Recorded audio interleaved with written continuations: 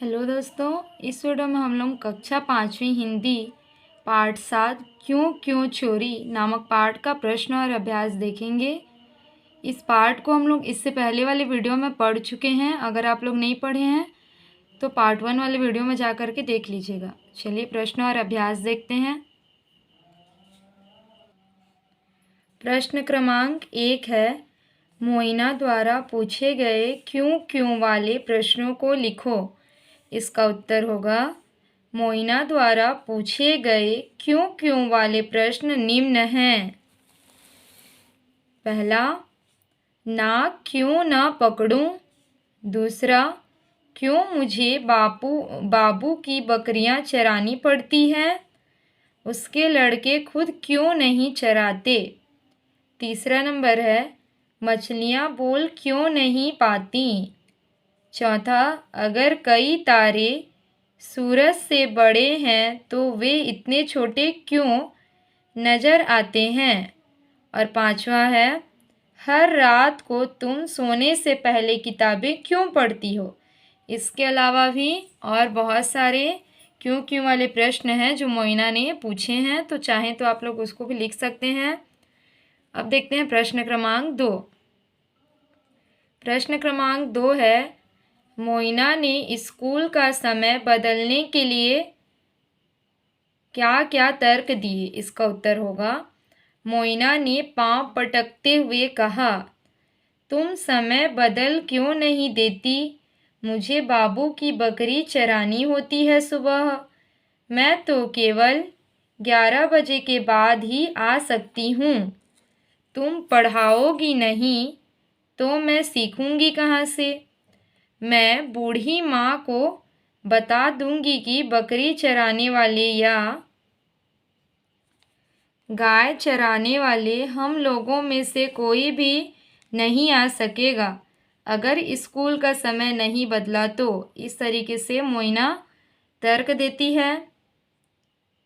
प्रश्न क्रमांक 3 है, मोइना के भाई और पिता के बारे में पाठ में क्या बताया गया है।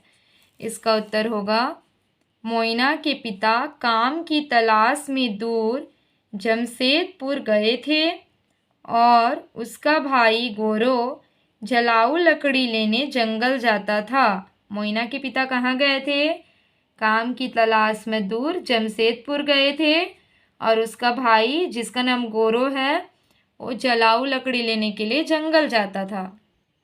प्रश्न क्रमांक 4, अगर तुम्हें किसी व्यक्ति को बताना हो कि मोइना कैसी लड़की थी तो तुम उसके बारे में क्या क्या बताओगे या बताओगी। तो इसका उत्तर होगा, मोइना एक निर्भीक लड़की है जो किसी से नहीं डरती। वह स्वयं को दीनहीन नहीं समझती, न ही मालिकों का एहसान मानती है। मोइना के मन में बहुत से प्रश्न हैं जिनका उत्तर जानने के लिए वह पढ़ना चाहती है। इस तरीके से मोइना के बारे में हम बता सकते हैं। अब है प्रश्न क्रमांक 5वां, नीचे लिखे वाक्यों को पाठ के घटनाक्रम अनुसार लिखो। नीचे जो वाक्य दिए गए हैं उनको पाठ के घटनाक्रम के अनुसार में जमा करके लिखना है। तो पहले देख लेते हैं वाक्य क्या क्या दिए हुए हैं। क नंबर है, वह सांप का पीछा कर रही थी। ख नंबर है, गांव में जब स्कूल खुला तो उसमें दाखिल होने वाली पहली लड़की मोइना थी। ग नंबर, पोस्ट मास्टर ने उसका नाम क्यों क्यों चोरी रख दिया। घ नंबर, एक जोड़ी कपड़े और नेवले के साथ आ पहुंची। तो इसको पाठ के घटनाक्रम के अनुसार जमाएंगे तो क नंबर पे जो है वो पहले नंबर पे ही होगा। दूसरे नंबर पे होगा, पोस्ट मास्टर ने उसका नाम क्यों क्यों चोरी रख दिया। तीसरे नंबर पे होगा, एक जोड़ी कपड़े और नेवले के साथ आ पहुंची। और चौथे नंबर पे जो वाक्य होगा वो होगा, गांव में जब स्कूल खुला तो उसमें दाखिल होने वाली पहली लड़की मोइना थी। प्रश्न क्रमांक 6, नीचे मोइना के द्वारा कहे गए वाक्य उद्धृत हैं। इन वाक्यों से मोइना के चरित्र की क्या विशेषताएं प्रकट होती हैं।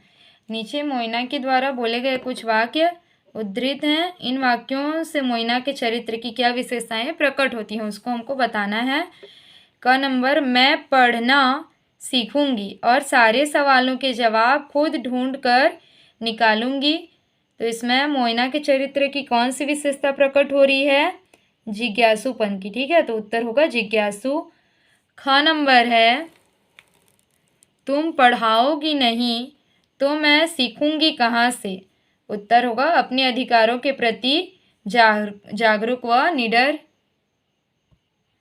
प्रश्न क्रमांक 7, नीचे लिखे प्रश्नों के 3-3 उत्तर दिए गए हैं, सही उत्तर चुनकर लिखो।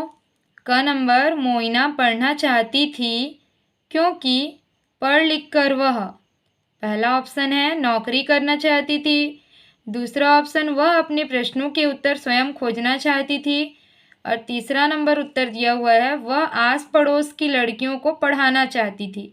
सही उत्तर होगा दूसरा नंबर, मोइना पढ़ना चाहती थी क्योंकि पढ़ लिख कर वह अपने प्रश्नों के उत्तर स्वयं खोजना चाहती थी। अब देखते हैं ख नंबर, क्यों उनका बचा खुचा खाऊं मैं? इस सोच से मोइना के चरित्र के किस गुण का पता लगता है? पहला घमंड, दूसरा आत्मसम्मान या तीसरा क्रोध? तो उत्तर होगा दूसरा नंबर, आत्मसम्मान। आगे है प्रश्न क्रमांक 8, नीचे लिखे कथनों में जो सही हों उनके सामने सही और जो गलत हों उनके सामने गलत का चिन्ह लगाओ। सही या गलत का निशान लगाना है। क नंबर, मोइना आदिवासी लड़की थी, सही है, तो सही का निशान लगाएंगे। ख नंबर है, मोइना का नेवला बुरे सांपों को मारता है, ये गलत है क्योंकि मोइना का जो नेवला था वो क्या करता था? बुरे सांपों को दूर भगाता था। ग नंबर है, सबर लोग आमतौर पर लड़कियों को काम पर भेजते हैं, ये कथन भी गलत है क्योंकि हमने पाठ में क्या पढ़ा कि सबर लोग आमतौर पर लड़कियों को काम पर नहीं भेजते हैं। घ नंबर दिया हुआ है वाक्य, मोइना की माँ खीरी तरी वाली सब्जी नहीं बनाती, ये भी गलत है, तरी वाली सब्जी बनाती है, पढ़े थे। अंग नंबर है, मोइना को पता है कि उसकी कहानी लिखी जा रही है, यह कथन भी गलत है। मोइना को नहीं पता होता है कि उसकी कहानी लिखी जा रही है, अगर पता होता तो क्या कहती कि मेरी कहानी ही क्यों लिखी जा रही है। आगे है भाषा तत्व और व्याकरण। प्रश्न क्रमांक 1, निम्नलिखित वाक्यों को क्या, किसका, कितनी, कितने, क्यों का प्रयोग करते हुए प्रश्नवाचक वाक्यों में बदलो। एक शब्द का प्रयोग एक बार ही करो। क नंबर, उसने फिर कहा, तो इसको प्रश्नवाचक कैसे बनाएंगे? उसने फिर क्या कहा? अब प्रश्नवाचक चिन्ह बनाए हैं तो अंत में प्रश्नवाचक चिन्ह भी लगाएंगे। इसको प्रश्नवाचक वाक्य बनाया है तो क्या लगाएंगे? प्रश्नवाचक चिन्ह। ख नंबर है, एक बुढ़िया को जगह चाहिए, तो किस तरीके से इसको प्रश्नवाचक वाक्य बनाएंगे? एक बुढ़िया को कितनी जगह चाहिए, उसके बाद प्रश्नवाचक चिन्ह लगा देंगे। ग नंबर है, मुझे बाबू की बकरियां चरानी पड़ती हैं, तो प्रश्नवाचक वाक्य बनाएंगे, मुझे बाबू की बकरियां क्यों चरानी पड़ती हैं। अंत में यहाँ पे प्रश्नवाचक चिन्ह लगा देंगे। आकाश में तारे नजर आते हैं, प्रश्नवाचक वाक्य हो जाएगा, आकाश में कितने तारे नजर आते हैं। अंत में प्रश्नवाचक चिन्ह। अंग नंबर है, उसने खाना बनाया, प्रश्नवाचक वाक्य होगा, उसने किसका खाना बनाया, उसके बाद प्रश्नवाचक चिन्ह लगा देंगे। आगे है, इस वाक्य को पढ़ो। यहाँ पे कुछ वाक्य दिए गए हैं जिनको कि हमको पढ़ करके समझना है। ओ कोई धामन वामन नहीं है, नाग है नाग, मैंने उससे कहा। धामन तो सांप की एक जाति है, लेकिन वामन का अर्थ क्या है?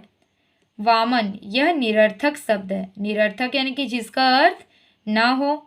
हम प्रायः बातों में कह देते हैं, मुझे स्कूल फिस्कूल नहीं जाना है, दाल वाल का झंझट छोड़ो। ऐसे संयुक्त शब्दों में दूसरा शब्द निरर्थक रहता है। इस प्रकार के जो संयुक्त शब्द होते हैं, संयुक्त शब्द यानी कि दो शब्दों से मिलकर के जो शब्द बनता है उसे संयुक्त शब्द कहते हैं। तो ऐसे शब्दों में दूसरा शब्द क्या होता है? निरर्थक होता है, यानी कि उसका अर्थ नहीं होता है। प्रश्न क्रमांक 2, इसी प्रकार के दो संयुक्त शब्द लिखो और उनका अपने वाक्यों में प्रयोग करो। चलो शब्द लिख करके उनका अपने वाक्यों में प्रयोग करके देखते हैं। उत्तर, पहला जो शब्द है वो है खाना वाना। वाक्य प्रयोग, मुझे खाना वाना नहीं खाना। दूसरा है चाय वाय, मुझे चाय वाय नहीं पीना। इस तरीके से संयुक्त शब्द को बना सकते हैं जिनमें जो दूसरा शब्द है उसका कोई अर्थ ना हो तथा उसका वाक्य में प्रयोग भी कर सकते हैं।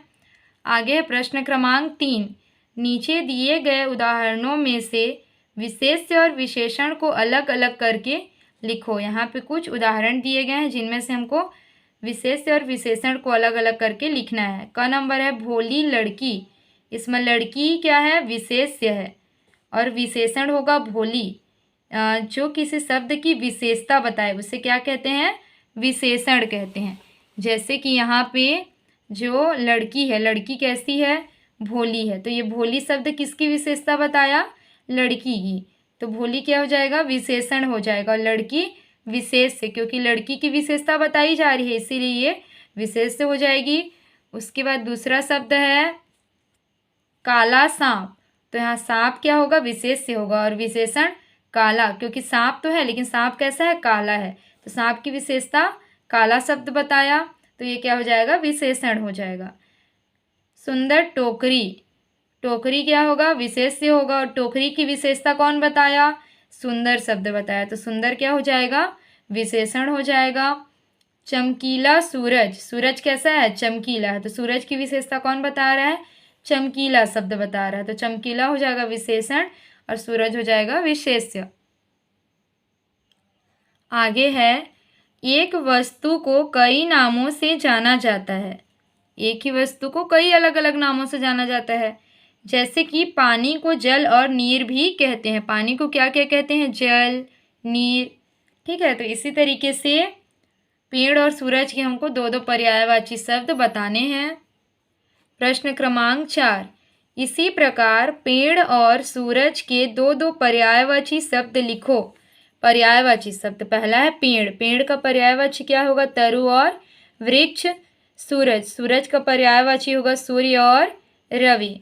उसके बाद है प्रश्न क्रमांक 5, नीचे लिखे शब्दों के साथ दिए गए प्रत्यय जोड़कर नए शब्द बनाओ। नीचे कुछ शब्द दिए गए हैं जिनमें कि प्रत्यय उनका दिया हुआ है, उसको जोड़ करके हमको नया शब्द बनाना है। पहला शब्द है अकड़ धनबाज, क्या हो जाएगा, अकड़बाज। गाड़ी धनवान, गाड़ीवान। जान धनदार, जानदार।